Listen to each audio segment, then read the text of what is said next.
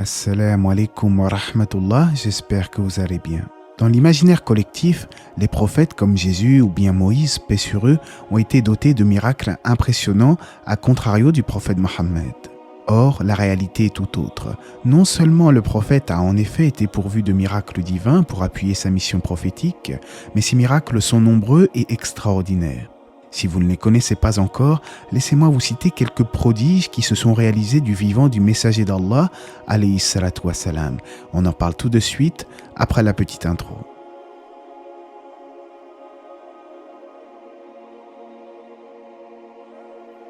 Plusieurs prodiges ont accompagné la naissance du dernier messager pour l'humanité. Dans le célèbre ouvrage Le Nectar cacheté, un livre de biographie du prophète, alayhi salatu wassalam, on trouve les récits suivants. Selon Ibn Sa'ad, la mère du prophète a dit « Lorsque je l'ai mis au monde, il est sorti de mon sexe une lumière qui illumina les palais de la Syrie. » On rapporte également qu'à sa naissance, 14 balcons s'écroulèrent au palais de Kisra. Le feu qu'adoraient les rois mages s'éteignit et des églises s'écroulèrent autour du lac Sawa où elles plongèrent. À l'époque du prophète, lorsque les gens manquaient cruellement d'eau, le messager d'Allah vint à leur secours. En effet, 6 ans après son émigration de la Mecque à Médine, il se rendit à la Mecque pour y accomplir le pèlerinage. Durant le long trajet à travers le désert, les gens se retrouvèrent sans eau et seul le prophète avait encore en sa possession, dans un petit récipient, un peu d'eau avec lequel il allait faire ses ablutions. Il mit alors sa main dans ce récipient et de l'eau se mit à jaillir d'entre ses doigts miraculeusement. Jabir ibn Abdullah, qui fut témoin du miracle, rapporta que les 1500 hommes présents eurent suffisamment d'eau pour boire, mais également pour faire leurs ablutions.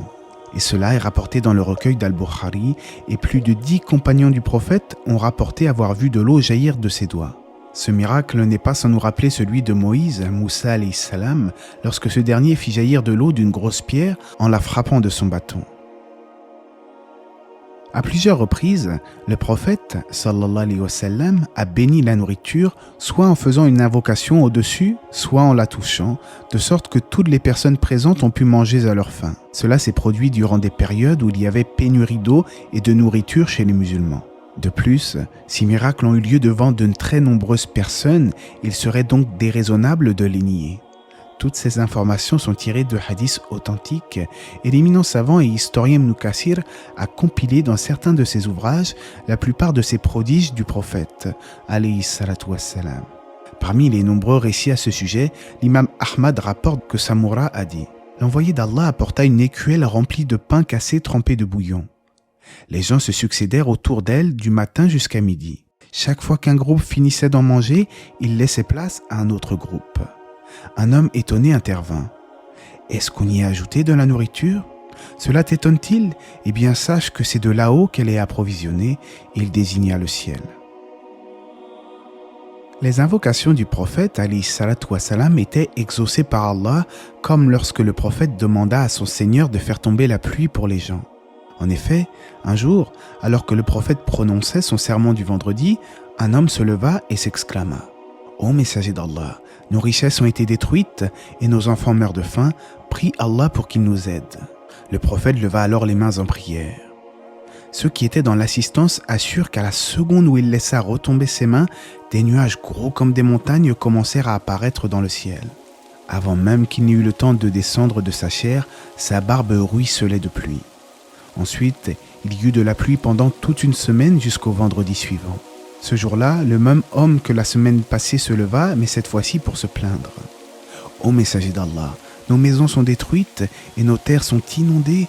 Prie Allah afin qu'il nous aide. » Une nouvelle fois, le prophète Mohammed leva ses mains en prière. « Ô mon Dieu, fais qu'il pleuve dans les environs, mais pas directement sur nous. » Ceux qui étaient dans l'assistance assurent qu'à la seconde même, les nuages se retirèrent dans la région qu'avait pointé le prophète et la ville de Médine se retrouva entourée de nuages, mais aucun ne la surplombait. Ce récit se retrouve dans Al-Bukhari et Muslim. Aussi, à chaque fois que le prophète invoquait Allah, l'invocation était systématiquement exaucée, comme lorsqu'il demanda à Allah de rendre un Ibn Abbas savant dans la religion. Ibn Abbas est reconnu en effet dans la communauté musulmane pour être une référence dans les sciences religieuses. On se rappelle aussi lorsqu'il a imploré pour Anas ibn Malik l'abondance de biens et de progéniture et son invocation se réalisa. Et les récits de ce genre sont très nombreux dans les livres de hadith. Parmi les prodiges liés au prophète, il y a la guérison des malades. Dans beaucoup de récits, le prophète était la cause de guérison de certaines personnes. Dans le Musnad de l'imam Ahmad, il est rapporté en ce sens qu'un aveugle souhaitait retrouver la vue et demanda alors au prophète de le guérir de sa cécité. Le prophète lui répondit: « Si tu veux, je garde mon invocation en ta faveur pour plus tard, ce qui est d'ailleurs bien pour ta vie dans l'au-delà. Mais si tu veux que j'invoque Allah en ta faveur maintenant, je le ferai. » « Invoque Allah pour moi maintenant » insista l'aveugle. Puis, le prophète lui demanda de faire ses ablutions, 2 unités de prière et d'invoquer Allah en des termes précis. Après cela, l'homme recouvra la vue telle qu'il l'avait demandé au prophète.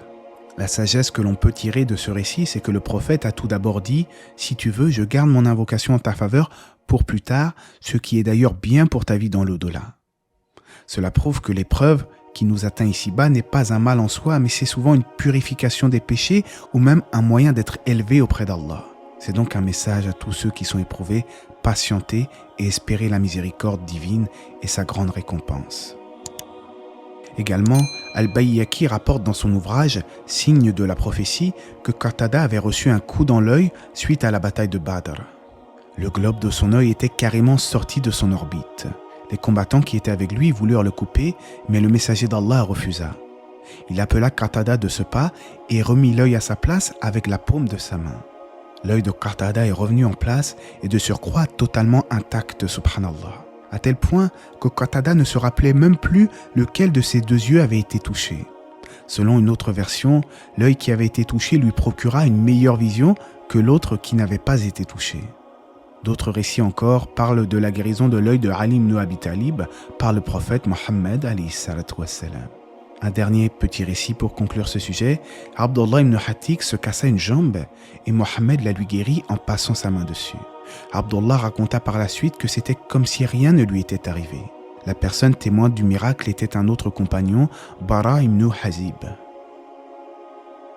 Le prophète a également exorcisé un démon qui avait pris possession d'un jeune garçon.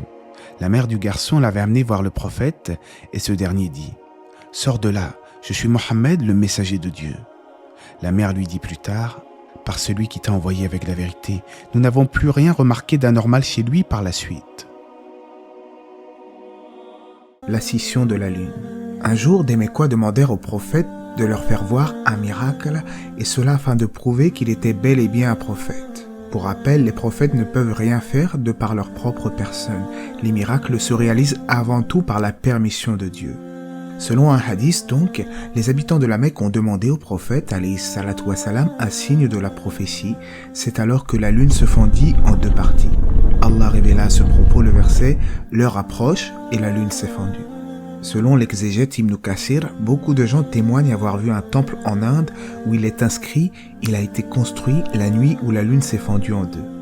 Selon d'autres sources, un roi indien de l'époque a rapporté avoir vu clairement la lune se scinder en 2. Il s'agit du roi Chakravarti Farmas de Malabar au sud de l'Inde. L'incident est d'ailleurs documenté dans un manuscrit conservé à l'India Office Library à Londres. En effet, à cette époque, un groupe de marchands musulmans se rendait en Chine et en passant par Malabar, ils se sont entretenus avec ce roi et lui ont raconté que cet événement est lié à la prophétie de Mohammed. Le roi, ayant vu le phénomène de ses propres yeux, s'est ensuite converti à l'islam. On rapporte à cet effet que c'est ce roi même qui a bâti la première mosquée de l'Inde vers l'an 629 de notre ère, mosquée qui existe toujours actuellement. En voici une photo. Pour anecdote, une mosquée porte également le nom de ce roi indien, converti à l'islam, la Shiraman Perumal Chakravarti Farmas. Plus contemporainement, la NASA a découvert de mystérieuses fissures à divers endroits de la surface de la Lune. Des fissures si profondes et dont les coupures sont si franches qu'aucune théorie de la physique n'a pu expliquer le phénomène. Ils ignorent encore la véritable nature de ces coupures. Il est donc très probable que cela ne soit autre que des vestiges du phénomène de la scission de la Lune ainsi que de sa ressoudure structurelle. Pour conclure, si du vivant de Moïse la mer s'est fendue en 2 parties, et bien du vivant du prophète Mohammed la Lune s'est également scindée en 2 parties. Alors il ne s'agit pas ici de faire une comparaison, mais plutôt de dissiper quelque peu l'ignorance commune qui voudrait que le prophète Mohammed alayhi salatu wassalam n'a été pourvu d'aucun miracle, ce qui est bien sûr totalement faux. L'un des signes les plus probants de la véracité du prophète est bel et bien le Coran, la dernière révélation de Dieu pour l'être humain.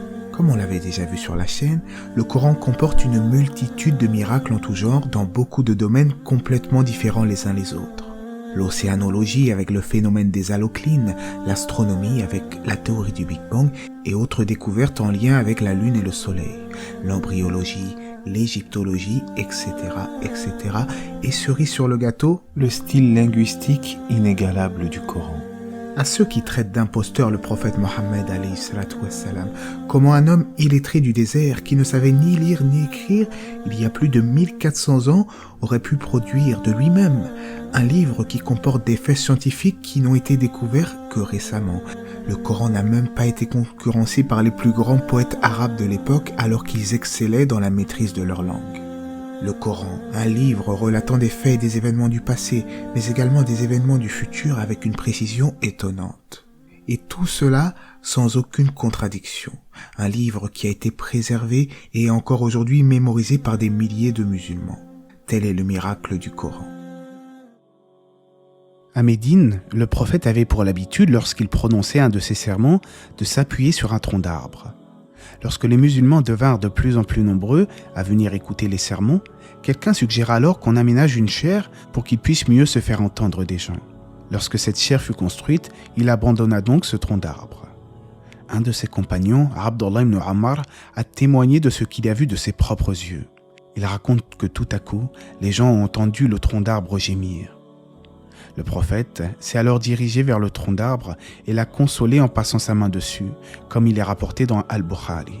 Cet événement est également confirmé parce qu'on a rapporté de très nombreux témoins. Témoignage qui nous a été transmis par une chaîne de narration ininterrompue et de personnes fiables, un hadith mutawattir. Évidemment, ce genre de situation n'est pas commun, mais c'est là tout le principe du miracle justement. Et cela un peu comme le voyage nocturne du prophète alayhi salatu wassalam, qui l'a conduit de la Mecque à Jérusalem avant d'effectuer une ascension vers son Créateur. C'est lors de ce voyage nocturne que le prophète rencontra des autres prophètes et messagers, puis finalement son Seigneur sans le voir distinctement. Durant ce fabuleux voyage, les 5 prières ont été instituées et la seule raison qui m'a poussé à ne pas mentionner le voyage nocturne comme partie intégrante de ce top 10, c'est parce que j'ai déjà réalisé une vidéo plus complète sur ce sujet. Aussi, n'hésitez pas à y revenir, Inch'Allah.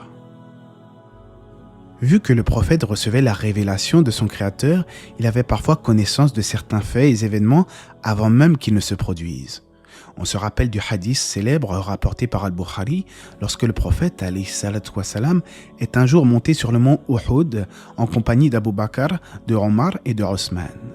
Lorsque le mont Uhud se mit à trembler, le prophète de dire « Calme-toi Uhud, il n'y a au-dessus de toi qu'un prophète, un véridique et 2 martyrs. » Et en effet, le véridique était Abu Bakr et Omar et Osman deviendront plus tard des martyrs, tous 2 assassinés, qu'Allah les agrée.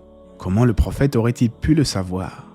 Il avait également prédit la division de la communauté qui n'a cessé de se fractionner en groupes depuis plus de 1400 ans. Bien entendu, on demande à Allah l'union des musulmans et le retour à la vérité, car l'affiliation à un hizb particulier est formellement interdite en islam. Il y a encore bien d'autres histoires que je n'ai pas citées dans cette vidéo, comme ce récit où un chameau s'est prosterné devant le messager d'Allah, alayhi salatu wassalam. Toute la vie du messager était accompagnée de faits extraordinaires qui n'ont pas manqué d'étonner les nombreuses personnes entourant le prophète Mohammed alayhi salatu wassalam. Dernier guide pour l'humanité qui osera maintenant prétendre que le prophète n'a été pourvu d'aucun miracle. Et Allah sait mieux, j'espère que ces informations vous auront été bénéfiques, que la paix et les bénédictions d'Allah soient sur le prophète, sa famille et ses compagnons.